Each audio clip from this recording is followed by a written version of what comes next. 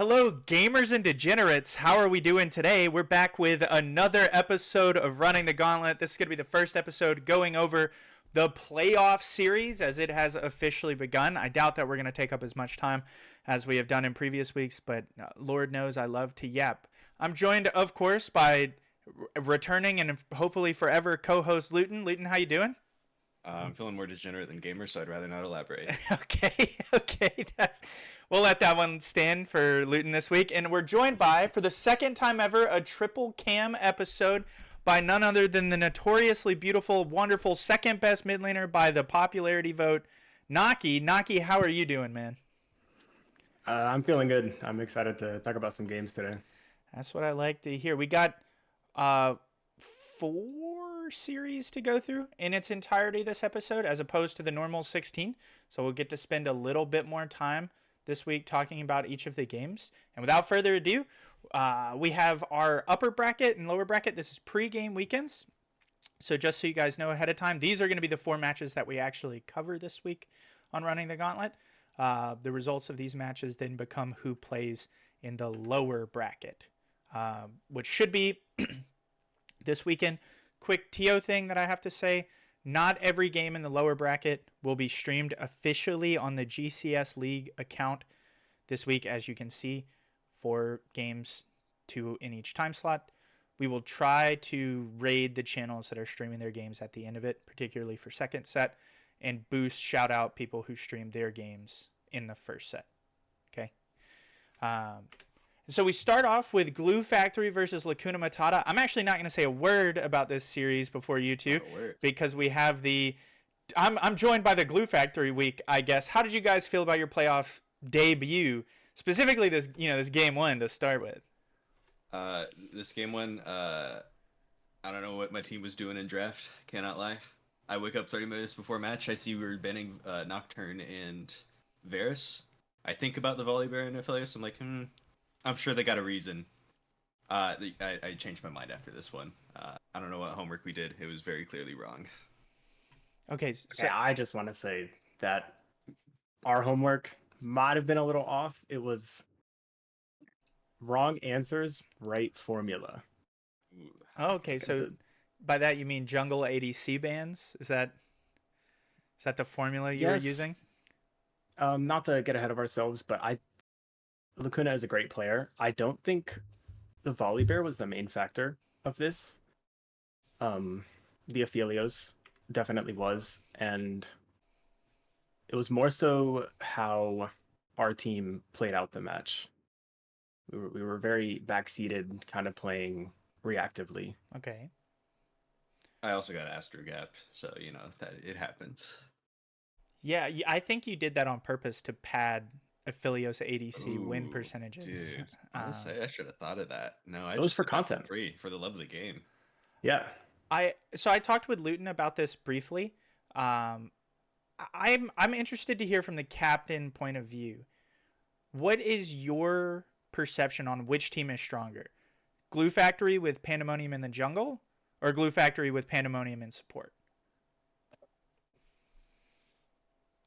I don't want to give too much away.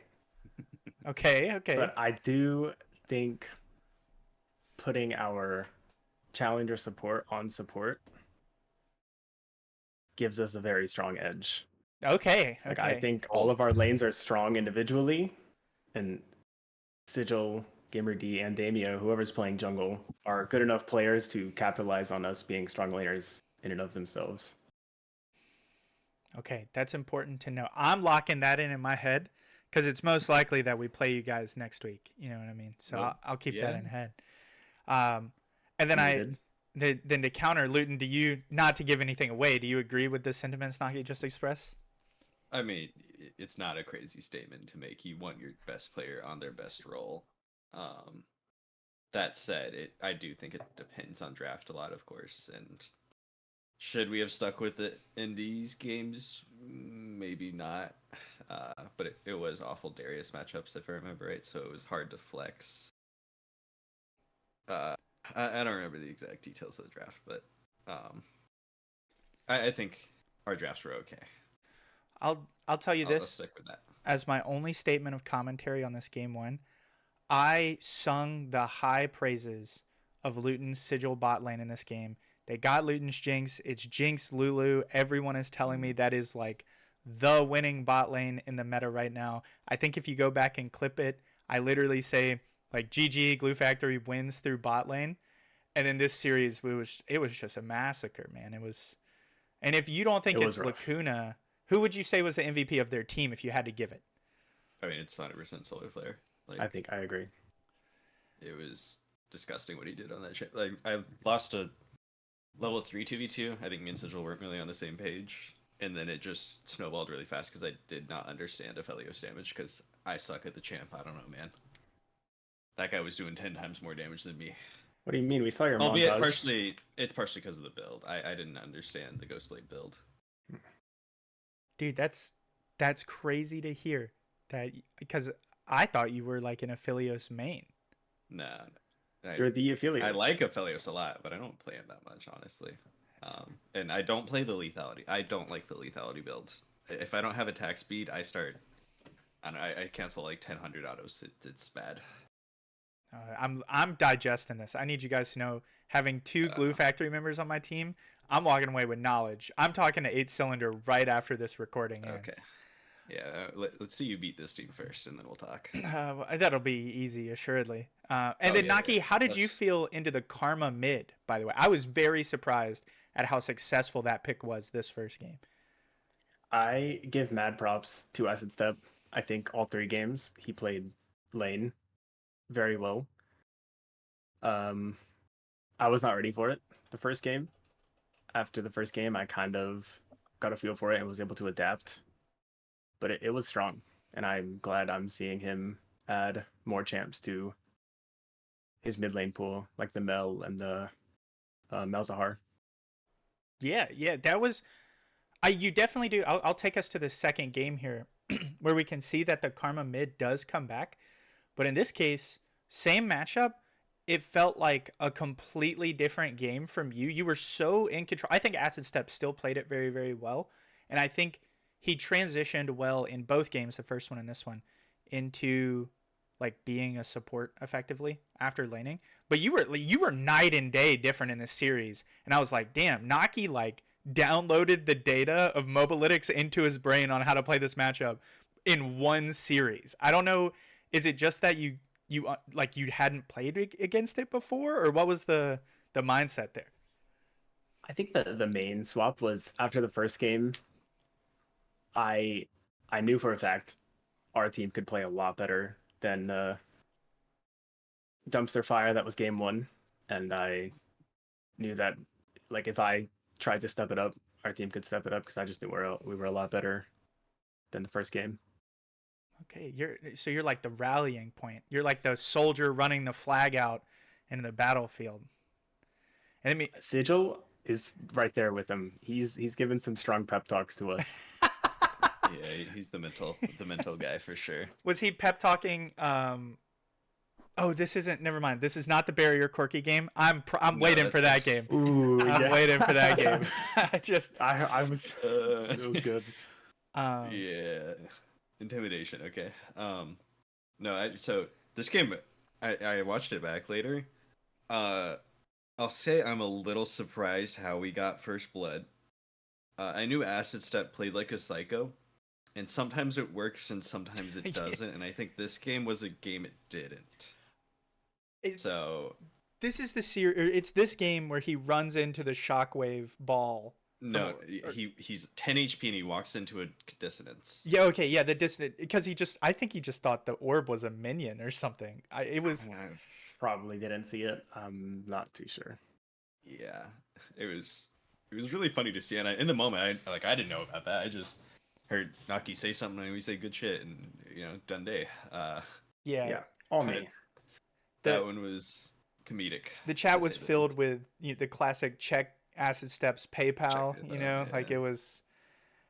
I was laughing the whole series for it. Also, in rewatching this, I heard a lot of talk about our draft being awful, both in chat and from you. And what can I say? We're just better, I want to say openly that I learned from this game in this series that I am actually a pool 1 warrior and rooting for y'all's success.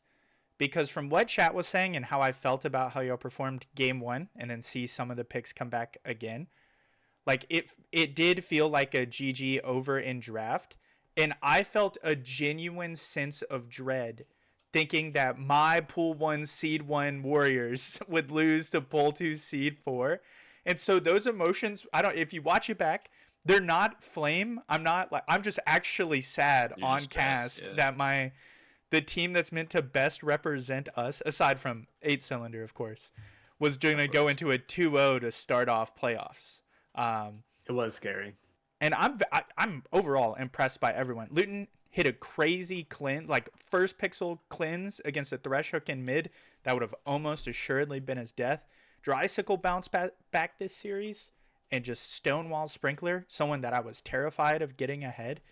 Like He's a fantastic player.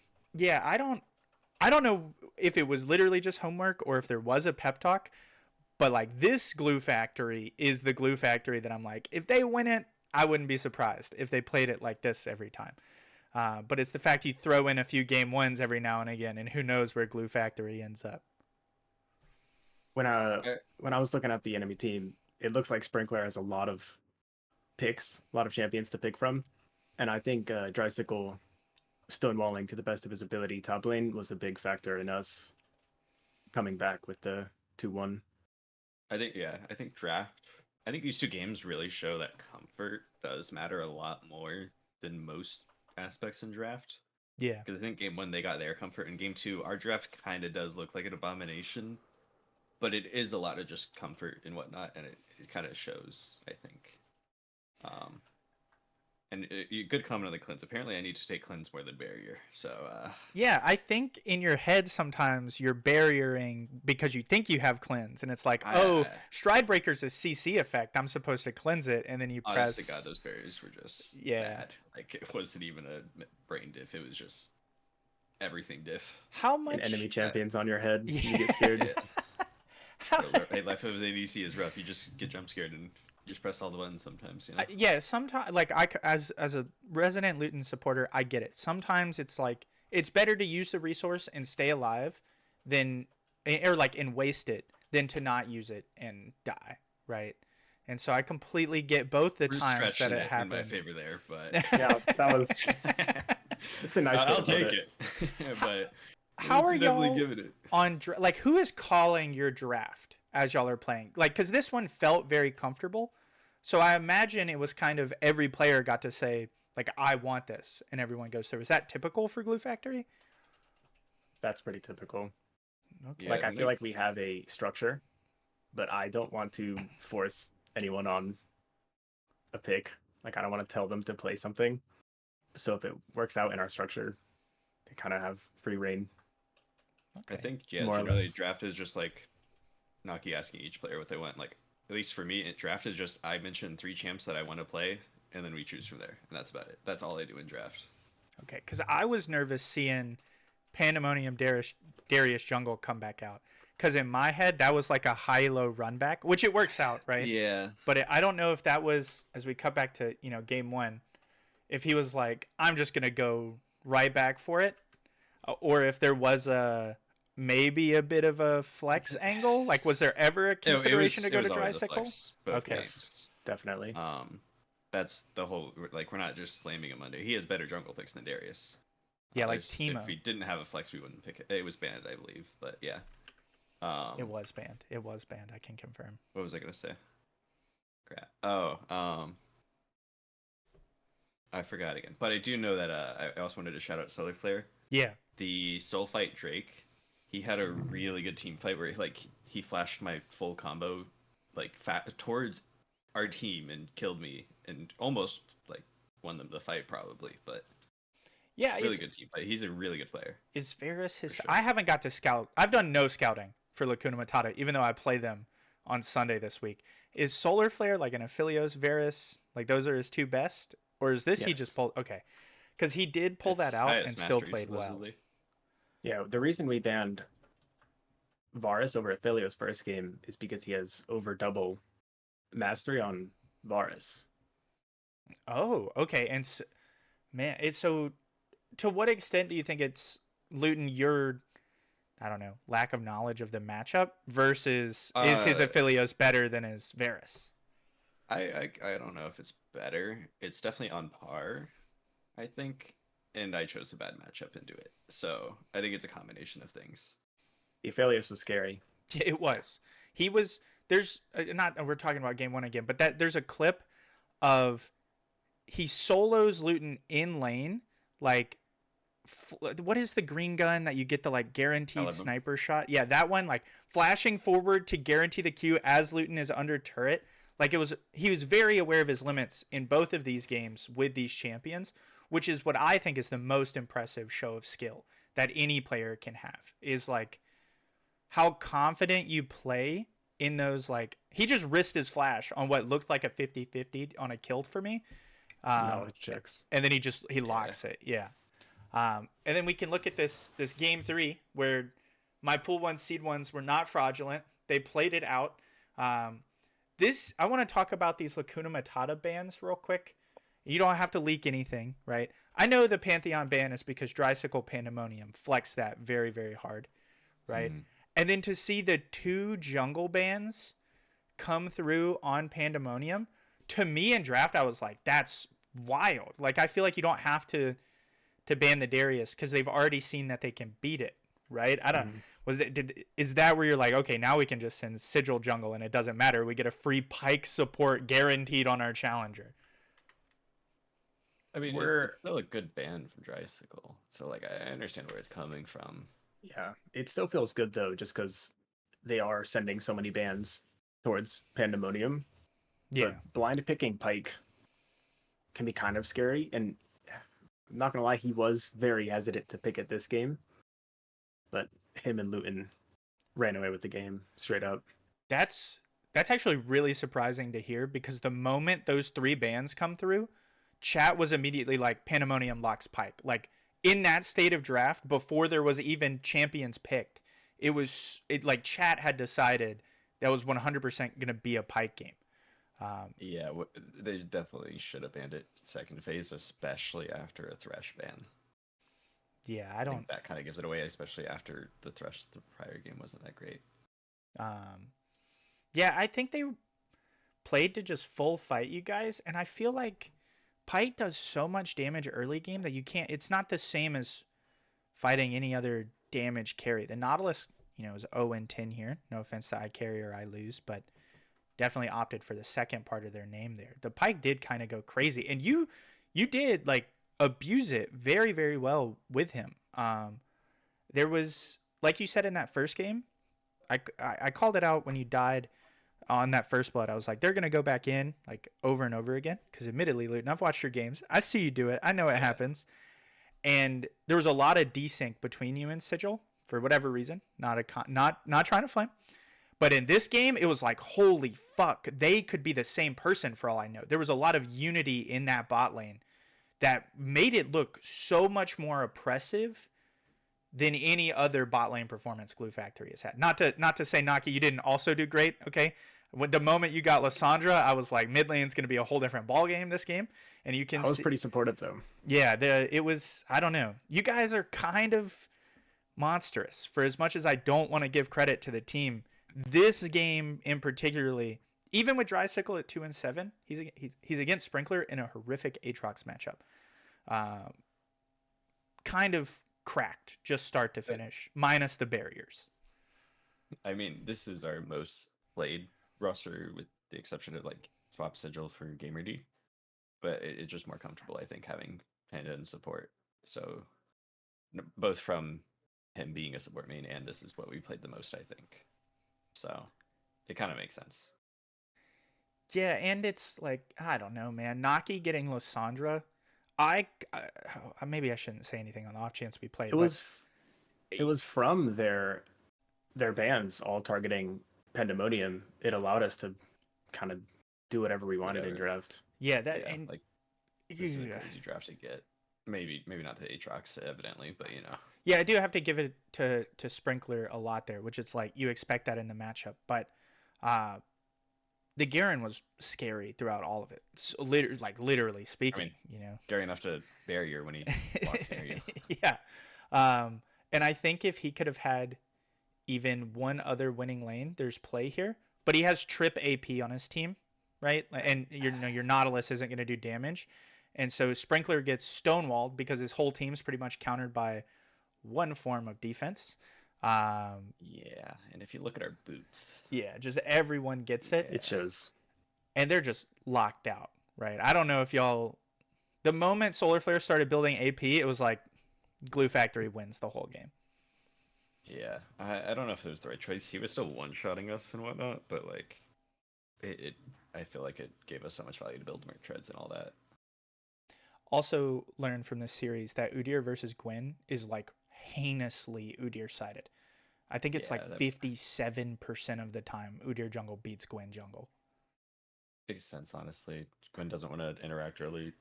Just kind of wants to farm, and Udyr can kind of abuse that, I think. Their top side, Lukuna Matata's just between top jungle and mid are really lacking CC. Yeah. And that lets one Sigil, as you were talking about the jungle matchup, and also Pandemonium on the Pike also do whatever they want, like all over the map. Yeah. Pike with no CC is scary. And it was rampant. I think that is the best possible word to describe it. Where, as much as I Doomer posted the second game, loading in this one, I think within the first 6 or 7 minutes, all of that was gone from me, especially with the win in the previous game. But I was like, they got this. And we're not on Fraud Watch.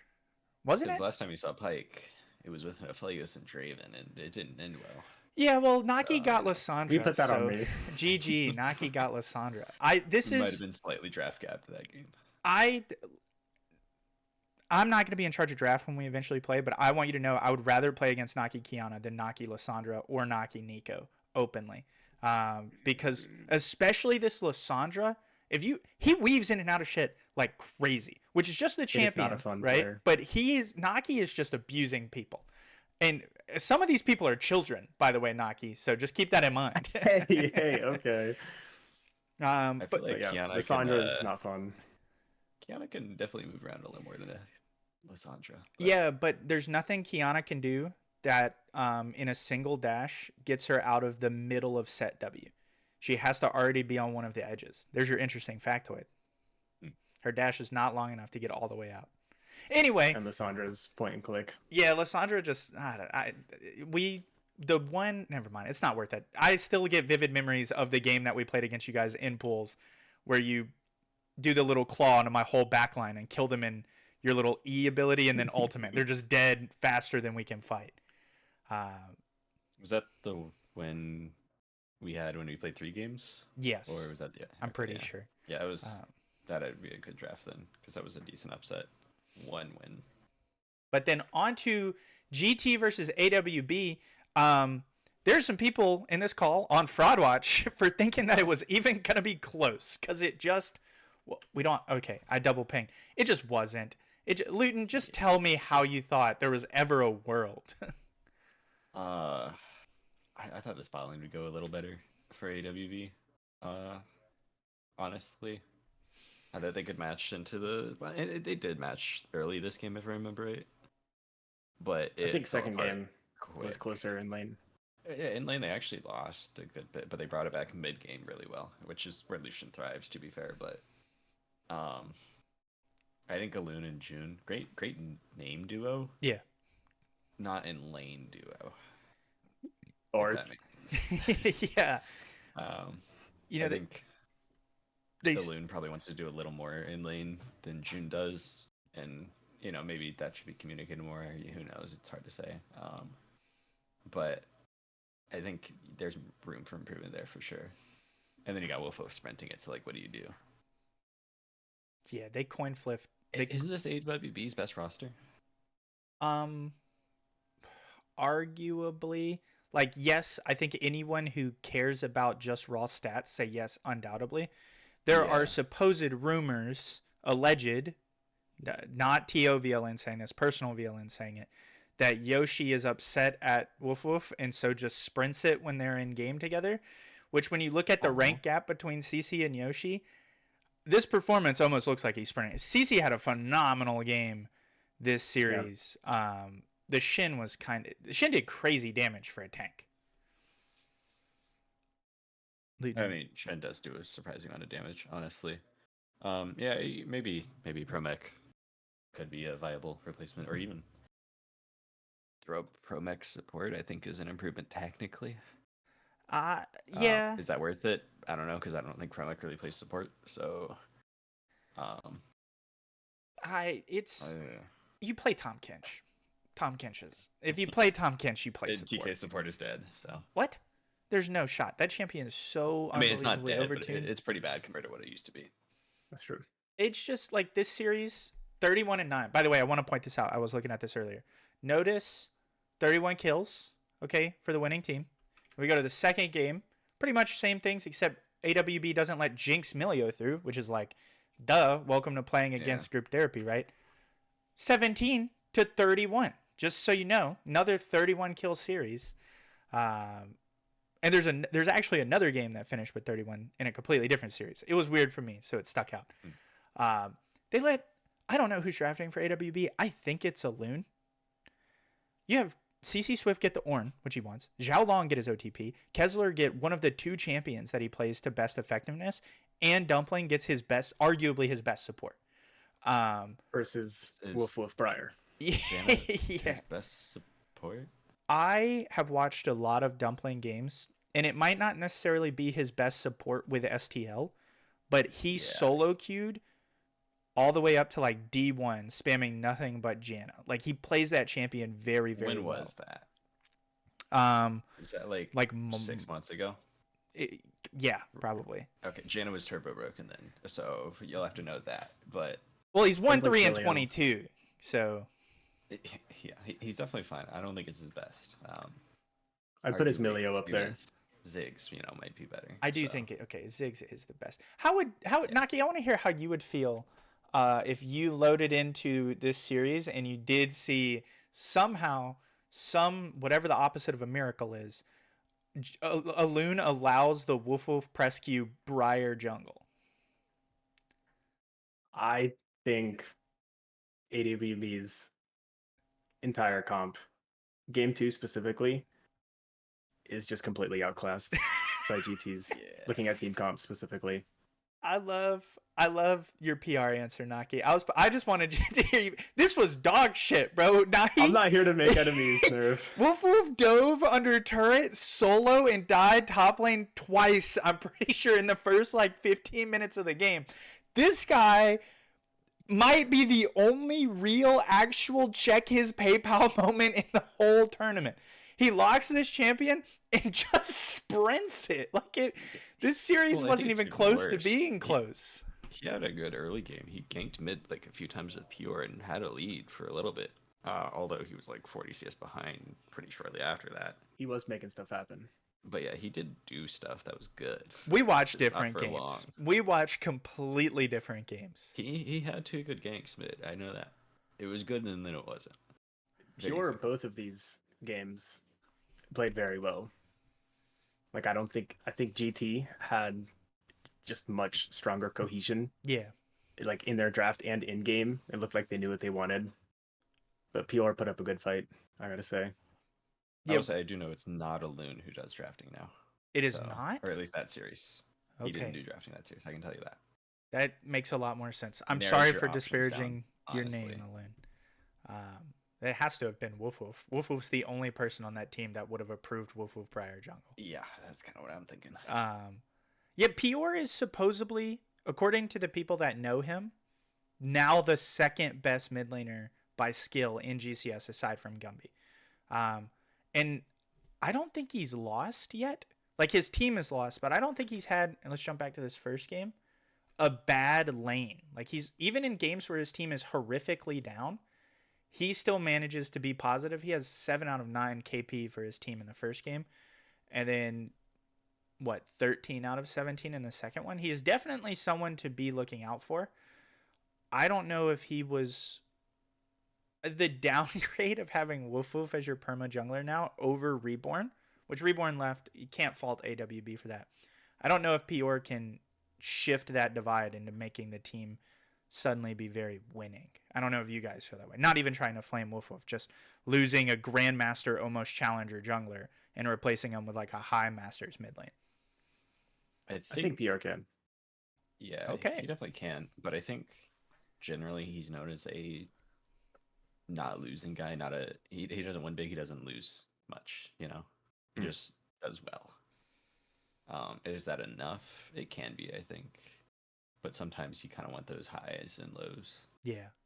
So I'm not super familiar with him, so I'm excited to see how he plays. I could be wrong on that statement as well. I might be thinking of a different mid laner, so who knows? I don't know. I'm excited to see how it plays because this series is like, in my opinion, to be 5-4 in this game is actually harder than it is to be the 6-5 in this one. Because your team just had nothing going for it. Like in this series, it also doesn't. But when I was watching this series, it was like at no point did they ever have control, and Pior had no safety anywhere except in his own lane. I would say that bot lane did a lot better this game. You can tell with the stat lines on STL and Dumpling. They shut him down a lot more this game, and also just banned Jinx. So is this a good Ashe matchup? Like, why? I feel like Ashe is not a carry ADC. Ashe in Lucian is really good, because like Lucian wants to dash in and quick trade, but then Ashe will prevent you from quick trading. Okay, huge shout out to Zhao Long. Anytime I see someone get their OTP and they pop off, I'm like, well, that's to be expected. It's your best champion, but time and time again, he has proven to, I don't know, be a Gatling gun against the opponent team when he gets the Viego. I do want to look at their AWB bans here. I think they kind of... They're electing to ban Kindred over Viego? He played the Kindred the previous game, right? And he did pretty well. Yeah.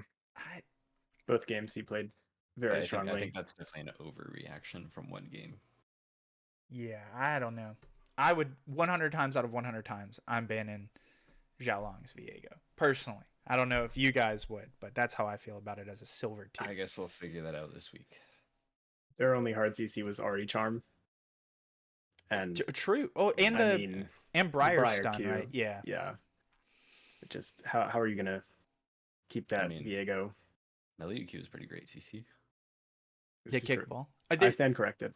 June did hit a really crazy kickball this series, if I remember correctly. Like, caught him before a flash and then flashed and it like followed through with him, or a dash over a wall or something like that. Definitely was flashy. CC proved that Gwen versus Ornn is actually Ornn-sided matchup. This is a huge top lane meta shift. Early game, that would make sense. Yeah. Is that it's like if Ornn has a lot of pressure, I think it's up to you like finish your burn item. That's when you're in your strongest. And CC got very abusive and just scrolled through the whole game, no real issue, which was very, very surprising for me. Because isn't that like old LCK tech? Is that Gwen is your Ornn counter? Or no, it's Gangplank is your Ornn counter. That sounds more accurate, yeah. I think Gangplank has a lot more power early than Gwen. Do you have fingerless gloves on? No. Oh, okay. Prove it. Oh, okay. Never mind. Sleeves, okay. Okay. What a weird. Sorry, looking like he had yellow fingerless gloves. We're just really fixated on Luyten's hands. On to BP versus WoW, which is premiering live right now. Highlight episode for this. I hope that it's pretty good. I think this is my favorite series in the tournament so far. Even overcrowning Glue Factory versus AWB. I'm sorry for that.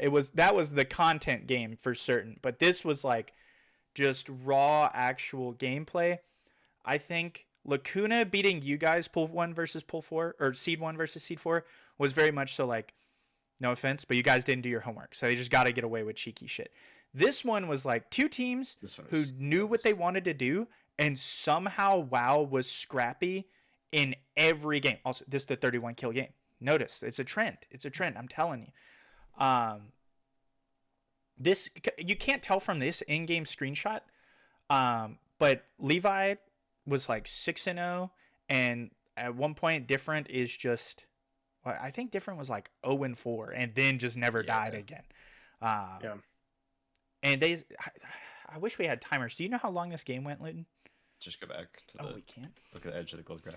Yeah, this was a Around 40-minute game. It's just WoW couldn't win.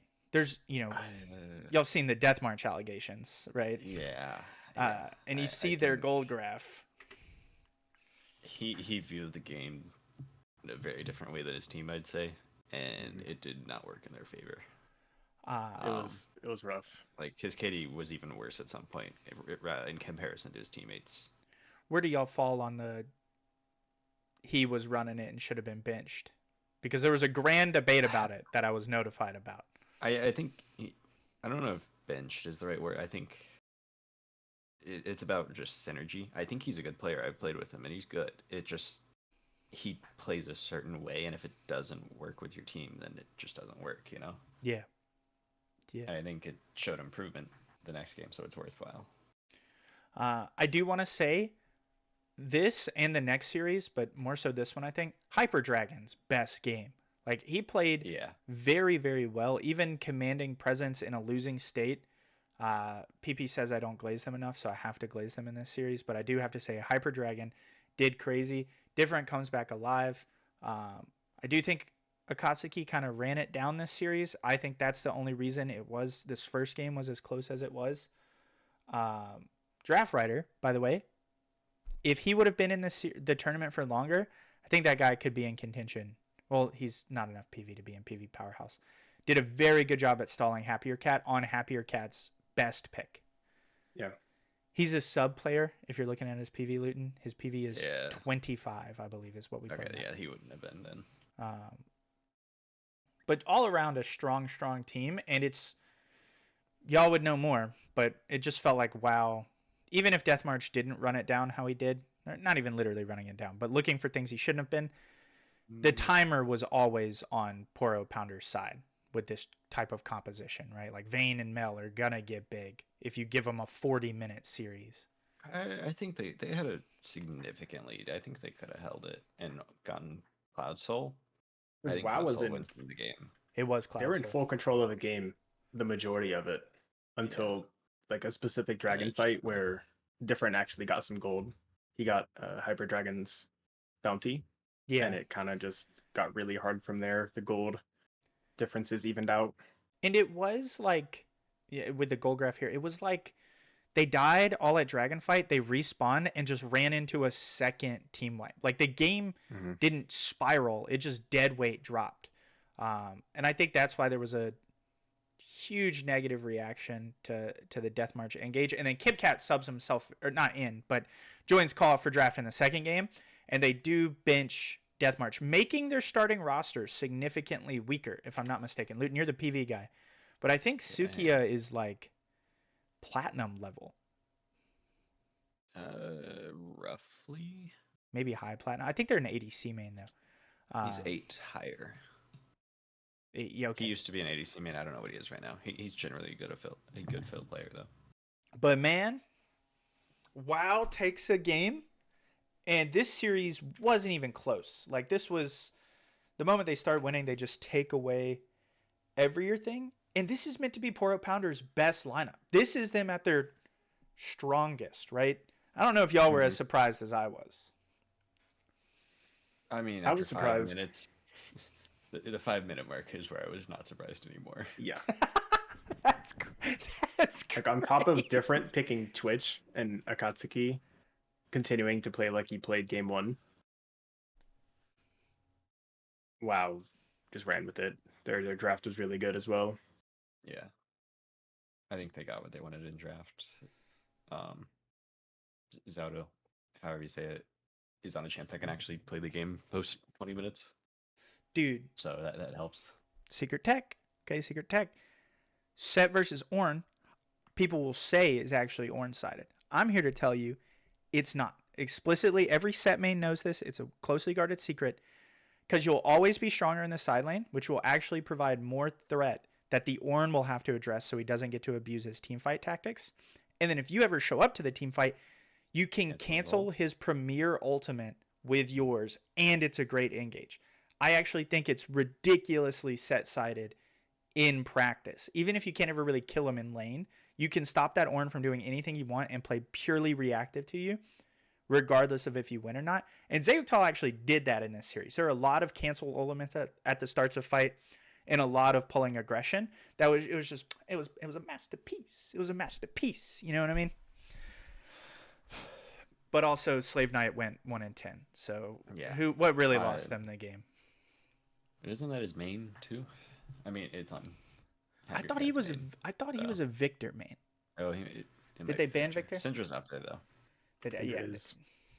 The Twitch Rumble bot lane was interesting to me, because I think if Reaper's Blade wasn't as ahead on Jinx as they were, it might have been a different story. I mean, all of WoW played exceptional this game, but if Jinx wasn't ahead, it kind of looks like their comp has kind of low damage. Yeah. So maybe if different got ahead, maybe a different pairing with the Rumble might have been easier. It just looks weird to me. It would help if Jinx isn't 5-0 by like 7 minutes or whatever. Yeah, it was. didn't she starts this game with a triple kill, right? Yeah, it was a really botched dive. It was bad. And correct me if I'm wrong, my high-low compatriots. Is Twitch Rumble not meant to be like a low elo abuse lane? Like the whole point of that lane is to be very skill check heavy, especially once you get the ultimates and you have the range on Twitch ult to force you under turret, still be hitting you, and then drop the equalizer. I wouldn't call Twitch a skill check, more a knowledge check, and just abusing invis. I can see that for Rumble though, yeah. Okay. It's still a good pick. The pairing is kind of odd though. It's a poke chimp with the Twitch. I don't know about that. Yeah, I guess. The reason that I asked that is because that's what it seemed to be. They perma tower dove the moment Twitch could spray and pray, and you couldn't get far enough away from him, quick enough, because he has the extra range. And then Levi would just drop ult, and if that didn't kill, they forced so hard for it. Which also Akatsuki is going to say crazy VLN take on that series, but that's how it felt. The dive just then, like you said, went horrendous multiple times. I think they messed up the 3-man like 3 or 4 times. And then we go into the magnificent. Okay, this is crazy to see that the gold graph was like this. Yeah. Just how dominant Poro Pounder was for this series to have been like literal cinema. If you look at both the lanes, KipCat said it in chat, maybe if the Bard was any other support, they win this game, because every other lane isn't really losing. Like, they're losing, but not as much as this gold graph would lead you to believe, right? I mean, conceptually, I really like the lane. You rush BT on Misfortune, and you have Bard shrines to heal you to deal with the poke. But it felt too far behind too quick, and the poke becomes stronger than the healing very quickly. So it didn't work out in reality. And then I think it missed a lot of ults as well. It was part of the other issue. Yeah, if there's some sort of more easy engage, they have a better chance. Back this up to look at bans. How is Luyten? How is difference Caitlyn? Like, is this a threatening pick? I'll be honest, I don't know. I haven't watched that many PP games. I've seen he's done pretty good on it, and I don't think it's his best champ, but it got banned the 2 prior games, didn't it? Let's go. Let's rewind. We have it. Because Caitlyn banned game 2 and game 1. Because it's also just good to punish lower elo. Like, if you're the better player, it's a good pick to get pressure for your team and get ahead. I did hear, again, through the grapevine, that when Caitlyn gets a long range poke mage like Lux or Xerath here, it's like the only lane that can contend against Jinx Milio right now. Is that true? I mean, most lanes can contend with Jinx Milio. It's just or Jinx Lulu. I meant to say, yeah. Jinx lane. That it's just really, really strong. Like, people were saying this was a scripted PP win the moment Xerath Caitlyn gets through. It's a very strong lane. You either need to delete them all in, or you just die slowly. Yeah, they put in a lot of work in and out of lane. Yeah. Levi made the Bard look homeless a little bit. Yes, Like, yes. I didn't mind the Bard pick, but it Yeah, it don't didn't. get rid of Yeah. That's exactly what I was about to say. It was crazy that the Xerath immobile control mage felt more oppressive over the whole map than the support designed to roam it. Right? Levi missed maybe 1 or 2 shots out of every ultimate. He was crazy accurate, so he was just nuking the other side of the map without ever even being there. Didn't even need the cane tech either. That's crazy. What is the Highest cane damage tech? all 3 games on support. Wait, You get a cane actually? to ult to target. If you have a cane ult somebody and you hold F2 or whichever key you have bound to them, you can just kind of like auto lock the Xerath ult. It's really funny. That's crazy. Not the Glaze the Rookie of the Very Year or niche. anything, but I gotta point it out. Yeah, that is Poro Pounders on Fraud Watch, and it's not different ADC. It's actually different Yeah, it's picking just Levi. ADC supports for Levi to frag out in every series they play. I don't know about every series, but when it's needed, most it seems. I do think that this is the draft that Poro Pounders got literally everything they wanted. Like, this was, Yeah. and you do see Kaz perform on the Victor, by the way, just to credit he's a Victor OTP. Actually, this isn't Kaz. This is Giraffe Rider. Yeah, that's Giraffe Rider. Yeah, that's my bad. I think he's going to be starting for the rest of the Poro Pounders tournament. Well, he has to. Oh no, he doesn't have to swap out. Yeah, because Maybe he's Kaz would he's have to lower play than it. Kaz. Or say that Yeah. again, Naqi. I'm sorry. Higher. I was just agreeing that Kaz would be the one that would have to swap out, likely. Is mid lane as stonewallable as top lane is? Someone tried to tell me that top lane is the hardest lane to stonewall in. Little different GMP KDC. And I was like, that guy's smoking crack. I feel like you No, it can't should stonewall people in definitely be mid mid. lane. You can't really I'd say- freeze in mid.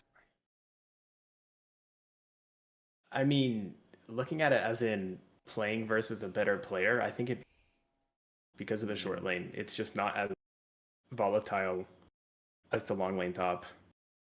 I think the difference in like if it's a GM versus a silver laner, it'll be the roams to other lanes where it really starts to show. Like you don't have to kill the mid.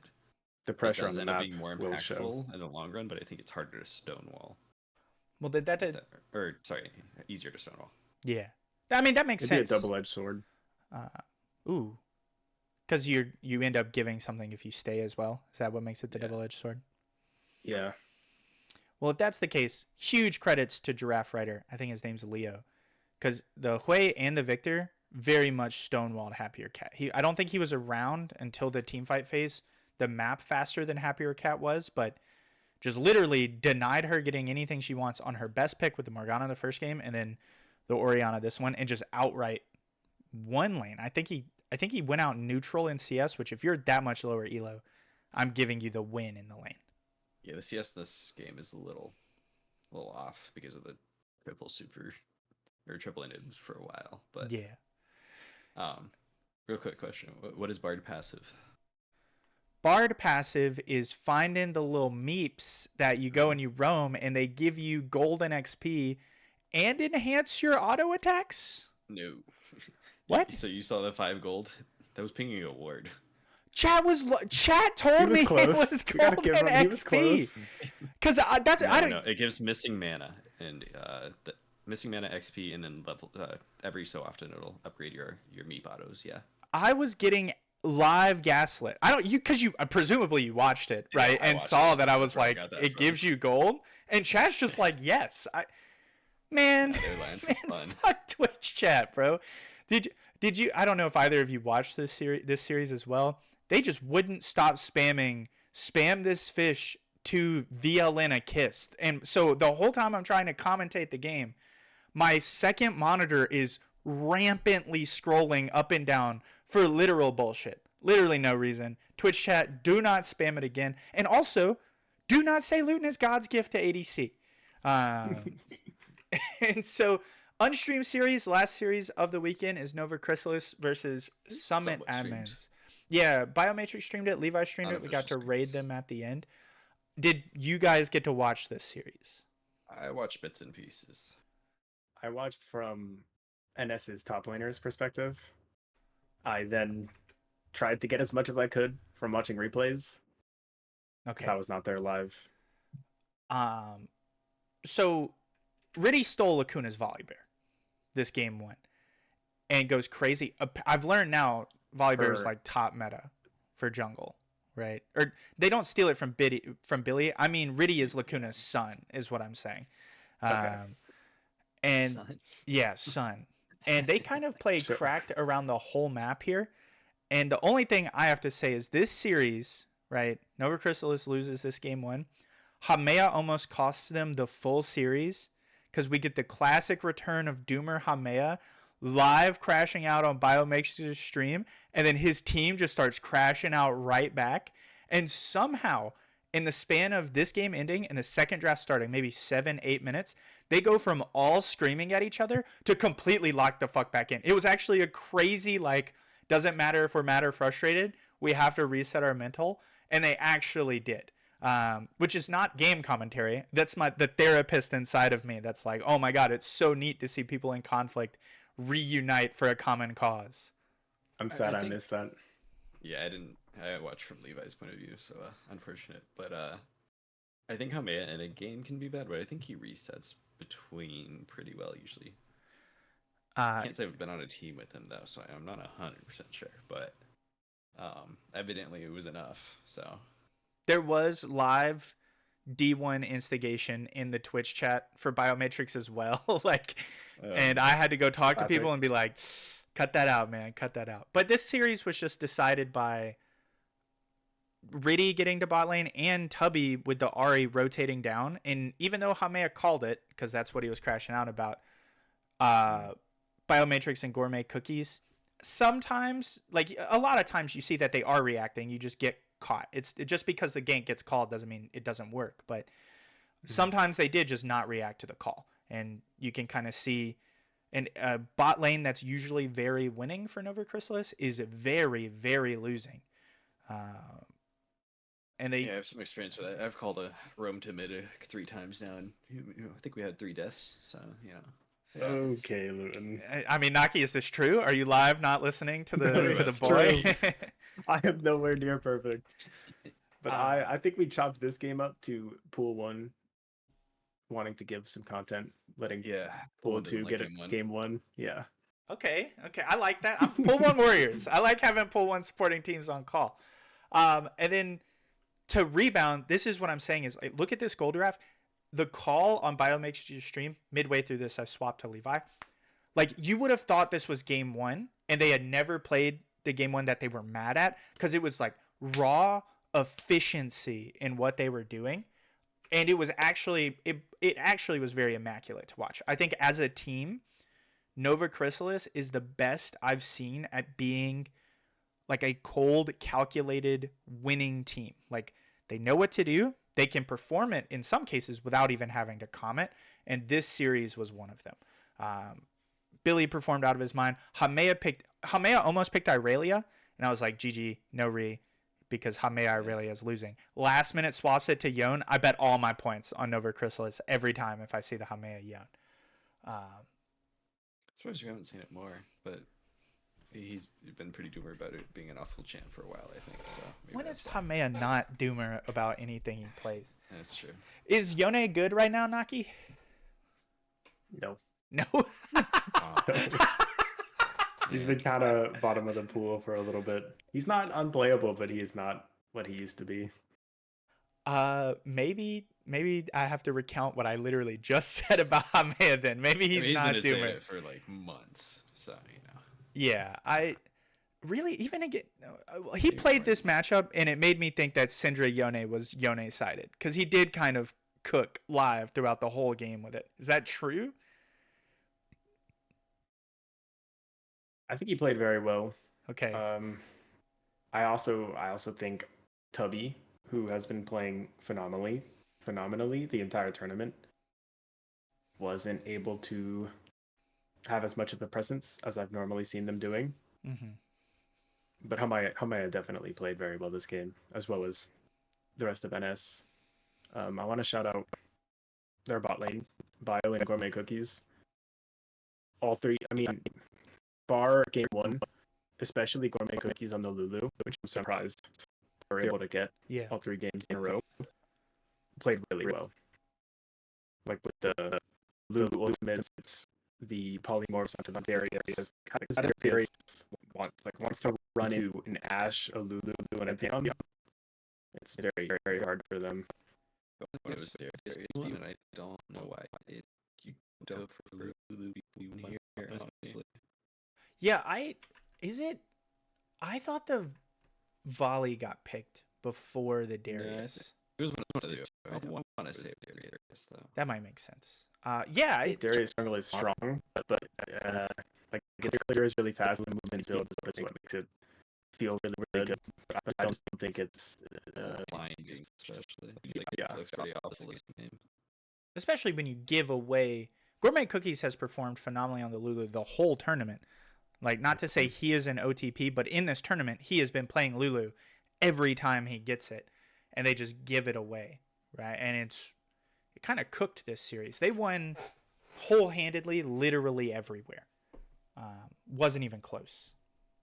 I think Top died a couple of times to Ganks and then brought it back pretty quick, but yeah. It's just the infinite scaling nature of Cho'Gath. I forgot about the rocket belt on Volibear. That was a cook. Actual cook. Yeah, is that Volibear is? I thought Volibear top built AP, and you go like Nashers. It's Roa Navori or it's just tank. I don't think there's. You don't build movement speed Volibear top lane. Maybe after the Roa Navori. Okay. But I think Cosmic first is also kind of a thing. I've seen Cosmic, but the Protobelt is what stands out. Yeah, the Protobelt's unique. He was doing some. Gar has, ever since we voted him the best top laner on my list. He's been on a crazy streak. It's all your fault. It is. You broke him. Violin cooks. I did get to talk to Bouncy about this game, and he's also of the mindset that the Sivir champion is just kind of unplayable right now. And I watched Los. Very boring champion. Yeah, true. I watched Los Ratone's ADC play it, and he also says it's bad right now. And because it is like, if you don't perma gank Sivir, she's just useless.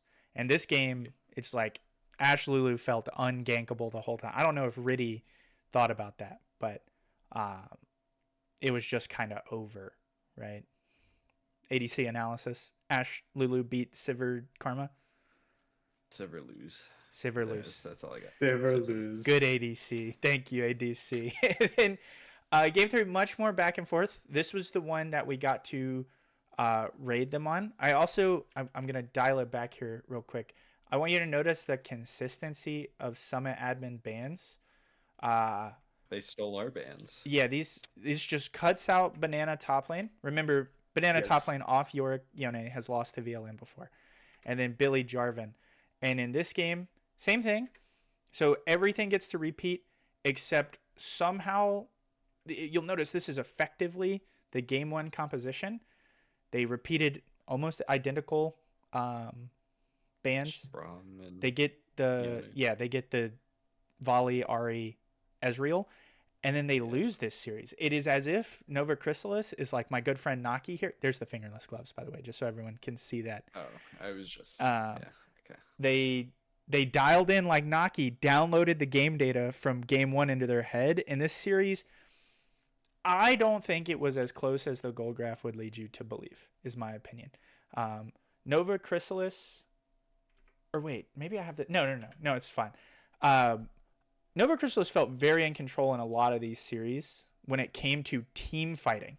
Like, you would look at it from behind, they would go into these team fights and win somehow, like 5v4, and the only person who could make it out would be like Riddy running away or Bouncy using Flicker. And I think there are multiple trades when they're the however much gold, 2,000, 5,000 gold behind, where somehow 5v5 Nova Chrysalis just aces.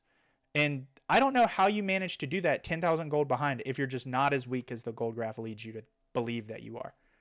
It's kind of just a comp thing. Summit's entire comp is just pick like every single champ, pretty much. They aren't team fighting in any sense. And I think like that kind of shows in how the game went, where if they got picks, they were winning and got the gold lead, and then when a pick doesn't go well, like at the end, they lose. Yeah, but it happened so much. Like, I think there are 3 full 5v5 team fights, 2 of which by gold Nova Chrysalis is so far down that either worked out in Nova Chrysalis's favor or was just 5 for 5, which is winning for Nova Chrysalis if you're behind, right?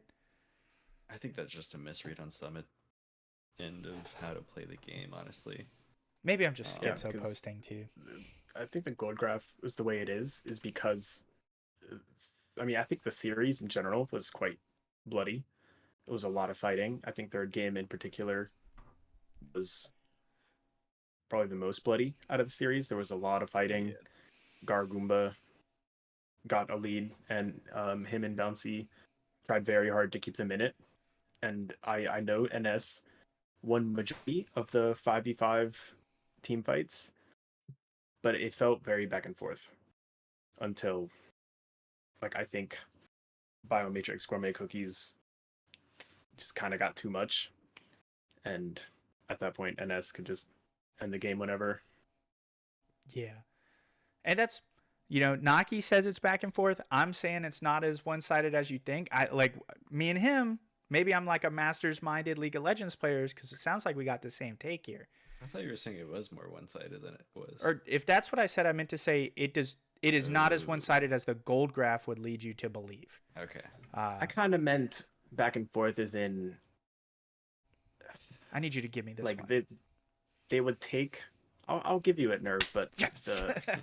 like both teams, I felt mid-ish game would come out of a fight limping away Yeah. more often than not, and then as the game went on, Ash got very strong, and NS were able to pick it up. Yeah. It feels right? Like if you look at Nova Chrysalis, they have the better scaling comp, particularly team fight oriented, like Luyten said. And so maybe it is just Summit misread their like win condition in the game. But it would be like, it was funny to watch this series because it would be Billy dives in with Jax E, whoever he stunned just automatically dies. And so Summit admins is just fighting 4v5, and somehow they would still be able to clutch out multi-kills like down. Riddy played very, very well to stop the jump stuns where he could with Volibear stun. But it was the battle of the 2 best junglers. This final game is my opinion. And in the wise words of Promech in Levi's chat, there shouldn't be a discussion about Billy versus Riddy in the jungle anymore. Billy is so much better. And his team gets a win from it. I don't know. It was a fun game to watch. If you shouldn't, Levi's ZXY. Rewatch the series on his Twitch channel. It was very fun to watch. The big thing with it for me was Bouncy really impressed me. Yes. I was definitely expecting this to be Summit's roster, but with Strand instead. And honestly, I think this might be better. Especially like he's Bouncy seemed like he didn't perform well in some chat. I don't remember where. I think he was really, really good, and I might have to change my bracket because of it. I'm not going to because got a full commit. You got to ride it out.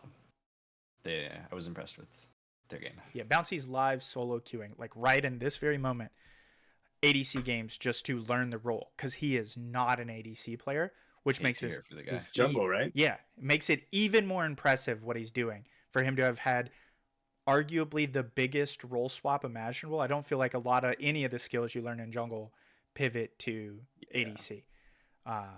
Phenomenal series. Already in there. Respect the grind. And then we could talk about the hold on. There we go. Talk about the brackets now. So this is just recapping each of the series scores as you've seen in the games that we've recapped, and give us our matchups for next week, which I think all of these were predicted. Maybe the series scores weren't the same, but yeah, at least I think I was right. I don't know. I don't remember what. I assume you had. Yeah, this is everyone I have. Then yeah, I think the games did not go in the manner I expected at all, but we got there in the end. Yeah, we arrive at the same conclusion at a different path. Live put Naqi on the spot. Naqi, these 4 series, who do you think wins each of them? In the lower bracket. In the lower bracket. I'm going to give it to SMA. Okay. Mouth Breathers, Okay. 8-cylinder, Yes! and wow. Yeah, okay. He's lining up with my bracket. And then, oh, hold on. Live leak. Upper bracket, you guys, you're in it. Are you predicting to be group therapy? That's crazy. I just want to say I'm really excited for these Saturday games. That's crazy. I don't know. In my book, Group Therapy is one of the best teams in the tournament. Yeah, I agree with that. I have them predicted to Like, win the whole thing. I am right there with you. What? Even though I love my team. I support them. I believe in us, but Group Therapy looks a cut above. But Blue Factor versus Group Therapy and Poro Pounders versus Nova Chrysalis, I think are going to be like, it's just two great matches. Yeah. I think these are the top 4 teams. How do you right feel hearing your captain say he doesn't have faith in you? now. If I speak, big trouble. Hey, on the little On the pickups? whatever the thing on what TV made, Yeah. and I did put us as winning it all. I do have faith, Okay. Okay. but I just had to speak my mind that GT is up there. Well, I'm going to tell you now. I'll be live casting both of these series this Saturday, and I'm very, very excited for Glue Factory versus Group Therapy. Aside from grand finals, whatever teams get there, I think this will be these two series specifically, but I'm more partial to Glue Factory over versus Group Therapy.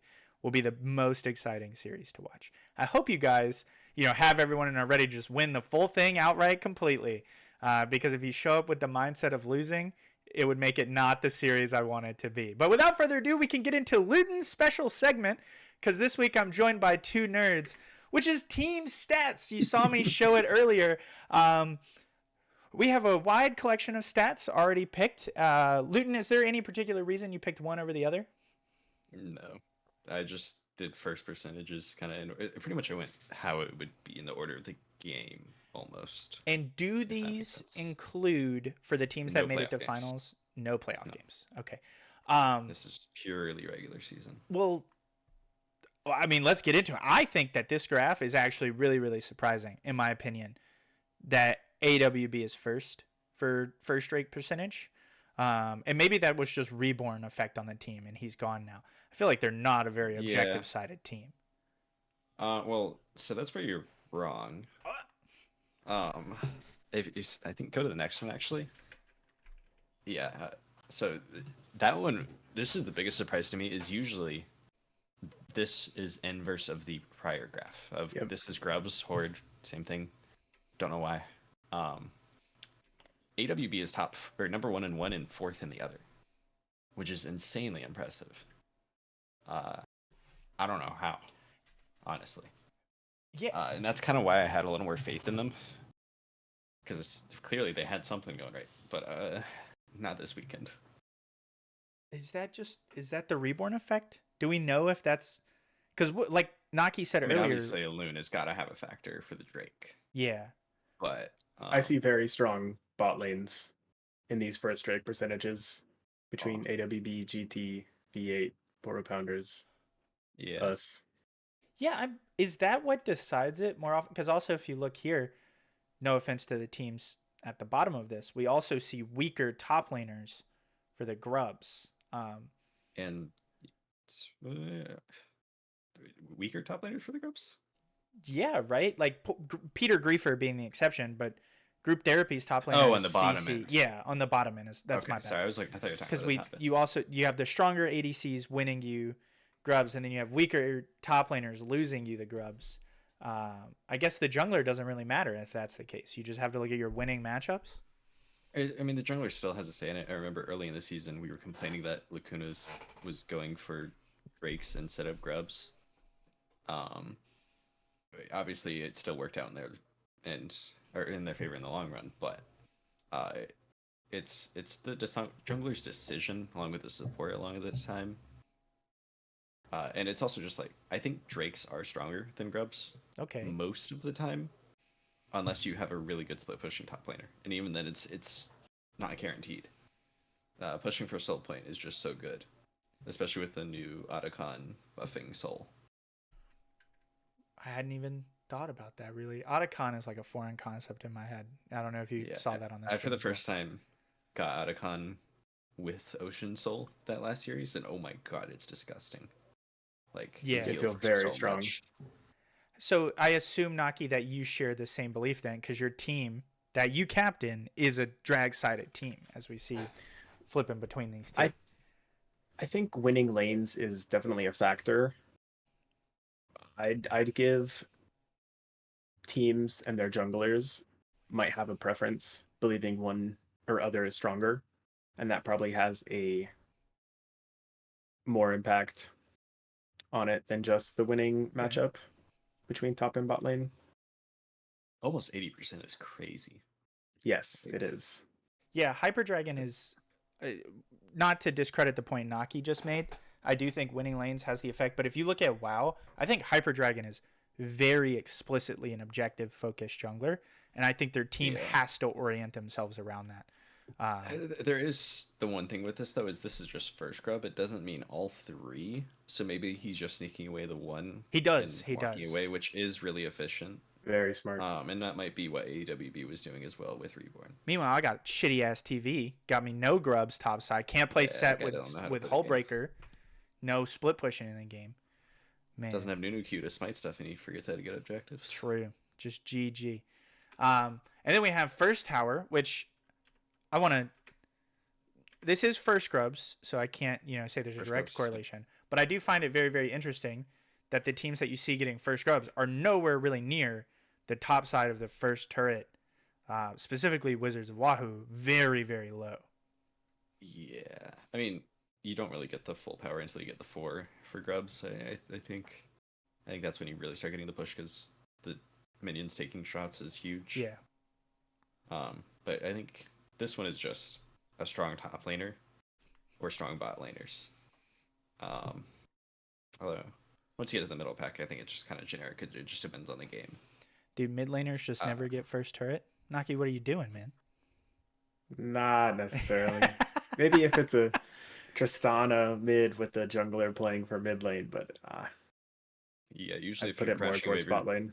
you got to roam her back. Like, there's not time for that. Just even more of a reminder. I want you guys to know, mark my words, Luyten, pull up these stats for me sometime. VLN has done a very good job at getting first turret, specifically on my set. If you watch it back, I can pull up your individual stats right now if you want. Yeah, I want you to pull up VLN on set. Can you do the VLN on set I metric? can't do on the set. Sure, no. go. But you can pull up my specific first towers. Yeah. Out of a collective, is it? Whoa, we've gotten it I have the over game count. 50 times. But in percentage. Oh, 50% of the time. Okay, yeah, pull it up. VLN stats are about to be live. I would say, not trying to call out any players, way better than Promex stats live. Ooh, big. I mean, TK don't hit towers, you know? TK should be hitting towers because he takes demolish. You have 10 games. 10 games. Is that correct? That doesn't seem. So that's under. That can't be Or did correct. you have a forfeit that count? I have maybe for one game. I definitely have at least. I had to combine you because Yeah, you have. I have two the different names. So we'll stick with the Sin games. You have 20 turret takedowns. Yeah, I'm pretty good at taking turrets. Oh, I don't have first tower on individuals. Well, I'm we trolling. wasted all this time Trolling for for fun. nothing. My bad. We can flame Luyten for that. You do have 2 first bloods. Yeah, one's on your Go top on. laner, Drycycle, by the way. I want you to know, That guy's a dog. I rallied my team with that. I joined call. My team was horrific in vibes. We fuck up draft. I say, don't worry. I'm about to solo his ass, and I go in lane and first blood him. On comms, my team went from dead to holy shit, we're back in the game. Lost that series, though. We lost that game, which makes me You really had your sad. entire team on your back. Later though. moment. I did. Yeah, keep in You played mind, very well. people don't know this. I remember that. VLN's a little bit of a threat. I'm no Naqi, right? I'm not. No one's banning my set, but I'm up there. He just did. And then we get into first blood. Pad in my stats for my team, by the way, first blood percentages. Sure. How This does this work, by the way? How is every team above I don't know. I don't know stats, man. It's weird that the highest team isn't it'll above average 70. to 800%, or it'll total to 800%. Okay, never mind. That suddenly makes a lot more sense. I was just stuck on the bottom and the tops don't add together, but they don't have to because they're not playing They against each do other every game. eventually. Yeah, yeah. Um, You guys are this one I think. cracked. Yeah, I was surprised at that the first time we actually dropped since the last 2 weeks. I think we were almost 70% at one point. I think the biggest rise is MDFC though, and FF. Like, there's some weird ones in there. I mean, First Blood isn't much, but still, I don't. It's hard to correlate anything here, so it's just interesting to see some of them. It's especially crazy because First Blood for most of regular season was a feat of strength by itself. Oh yeah, that's true. And it is weird to see the weaker teams be that high in the percentage because or go ahead. It's also like, respectfully, I don't know in who Molly the dog is first blooding. Like, maybe a gank bottling. I think I have to add that respectfully. yeah, it was. Were you guys? I think it's Blue. Mark my words. Look back over it. It might be Blue. I think Blue was very likely. slept on in mid lane, and I think he could sneak he's some good, but mid lane first bloods just don't happen much these days. I feel, And also, it might be that they FF'd, however many series. Yeah, they don't have that many the games. are influencing it. I'm more so surprised to see Nova Chrysalis and GT very, very low. Me too. I feel like they have very strong early yeah. game players. I think GT kind of makes sense. They're a pretty slow team, especially They're like very top slow. lane. But But Billy on Nova is NS usually very fast. Yeah, like I think of that as a fast, scrappy team. That one's surprising to see. I guess maybe Banana just briefs it every once in a while and then brings it back later. I don't know. Yeah, he do be a bit of a troll, just a little bit. This is a good stat to track, but this one is I find this so surprising when I was looking over this. FF being effectively 0. Most of their games didn't even get to Baron. Like, that makes sense. Yeah.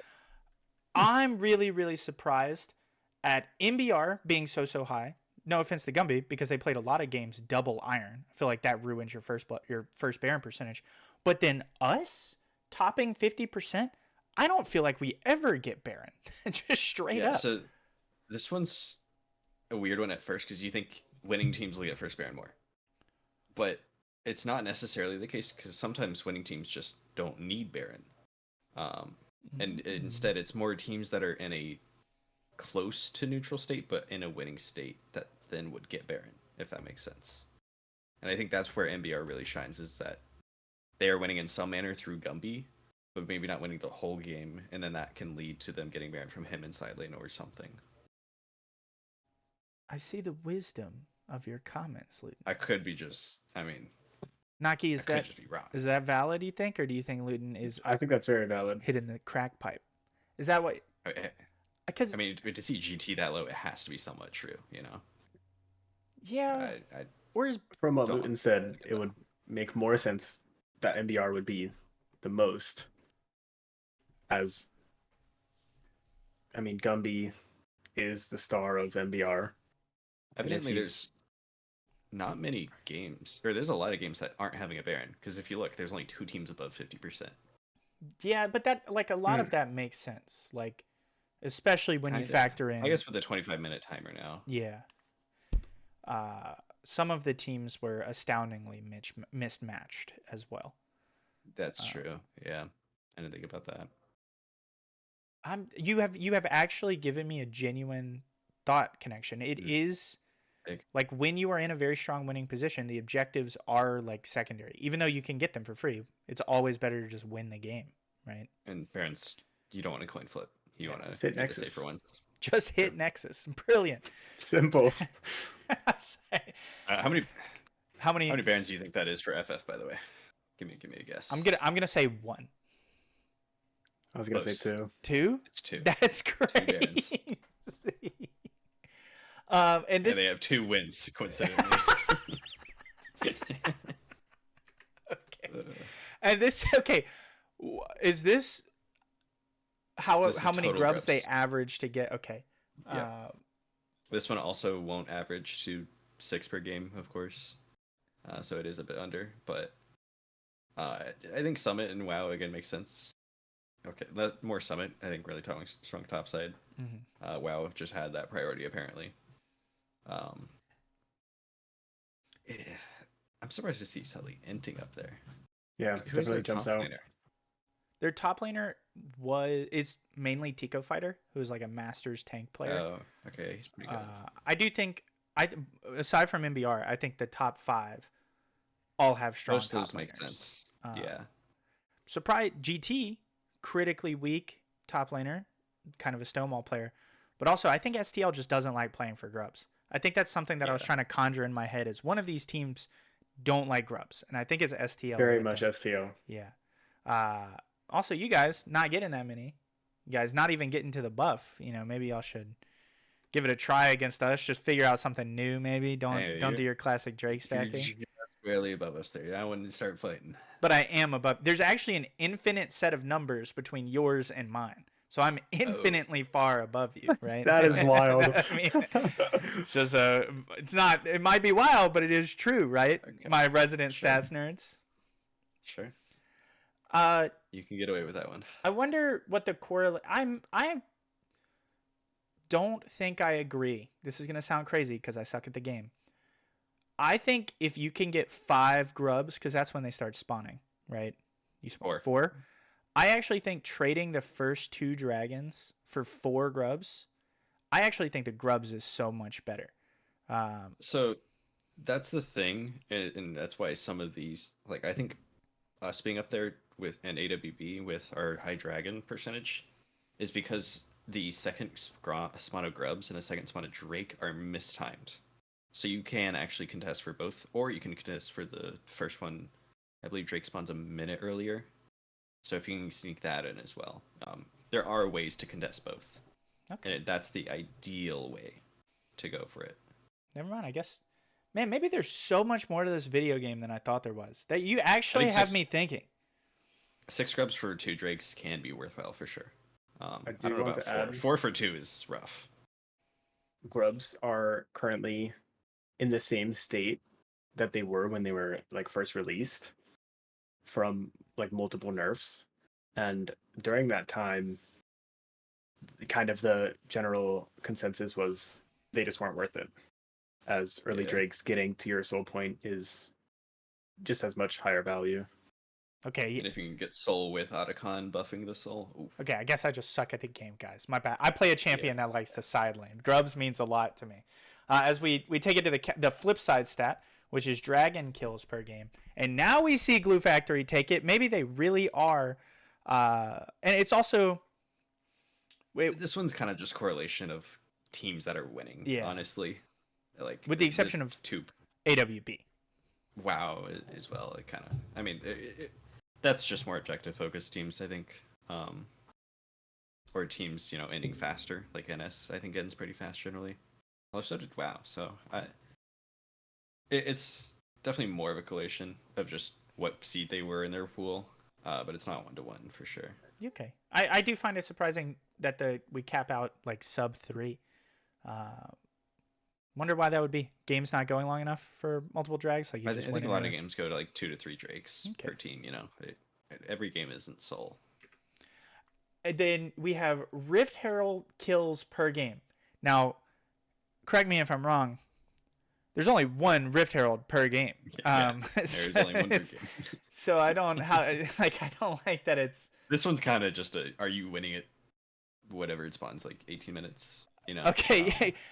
When I saw this again, initial glance, I was like, is there a way Summon admins have been killing multiple Rift Heralds a game? No. Yeah, okay. They just have high prio on it. For trading it for Drake or whatever. It's, I don't know. Just real quick rewinding. There is very little consistency in a lot of these that I'm noticing. Did I go too far? Yeah. Oh, I went way too far. Whoa. Sorry, my bad. Way too far. And there isn't, like, no one is necessarily winning any objectives whole-handedly. Everyone kind of, even if you have a bias, right? But the people getting Rift Herald most often aren't the people most often getting Grubs or even Dragon. That changes unique. I guess every team has a very different play style. And if this one's more controlled by winning, you get teams who play early, I guess. Yeah. That are, like I said, you can trade it for Drake. If you're playing more for gold than a soul win con, then it'll be evident. I think that's kind of where MBR and SMA are. Okay. I don't know. Then we have the best stat in the game, tower Yeah. kills per game. So, as you know from Luyten, solo putting V8 up there. It's all me. Wait, what do you mean it's surprising? Or I guess this one has a direct correlation to winning as well. MBR makes a ton of sense. Yeah. Like Gumby's playing side lanes a ton, getting tower leads as much as he can. There's no surprise on that. And then it's just winning teams again. Yeah. Or strong side laning like Summit and Lacuna. No one. Anyone surprise you on this list, Naqi? Anyone? Not really. I mean, MBR, I'd say is the most surprising thing to me, but like Luyten said, it definitely does make sense with both Xenix and Gumby side laning. Did you say? GT is surprisingly low. Especially for having an ADC who said an ADC's primary goal is to hit towers. Yeah, but you only have to hit I did read that. one lane's worth of towers to end the game. Right? Is it? Sure, yeah. Like, we're going back to just hit Nexus. Yeah, I mean, at the end of the day, if someone came to you and said, you'll die 10,000 times, but your team will always take the Nexus, would you do it? You know what I mean? Like, that's what they do. They're meant to hit turrets, but they only have to hit 5 turrets to win the game. Exactly. And then I think this is the final one. Baron kills per game. Is this not? Oh, wait, no. We took first Baron percentage. First Baron percentage. Yeah. But a little different this time.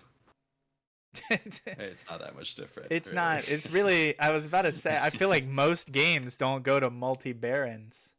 Yeah. Actually, none. There's been a few. It can't, right? Because no team averages above. No, there's definitely. Yeah, okay, never mind. Yeah. Because some of those games have went like an hour.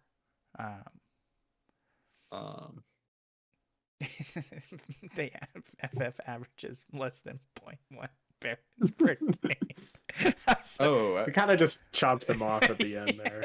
I was wrong. That the first Baron one, they did only have one. They have 2 Baron kills with only one first Baron. There is a surprising amount of 2 Barons. I think every team has at least one. That's crazy. That is. PP only has, or PP does not have more than 1. Yeah, but those guys. They have 11 first Barons and 11 total Barons. If you don't have 2 Barons in one game, your team sucks and you're on fraud watch. You said that was That's just PP. They did, right? and they just they didn't get first Baron, and then they got a later Baron. But you said it was only PP, right? Like only PP. Looks like it's only PP. Yeah. Fuck those guys, bro. They suck at the game. 7 as well. Oh. Never mind. I take back everything. Which up was I real said. quick.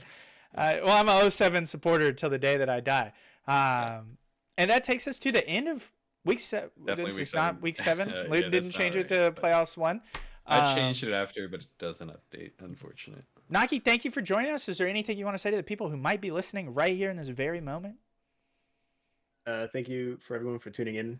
Please go check out all of GCS content, YouTube, check in the streams.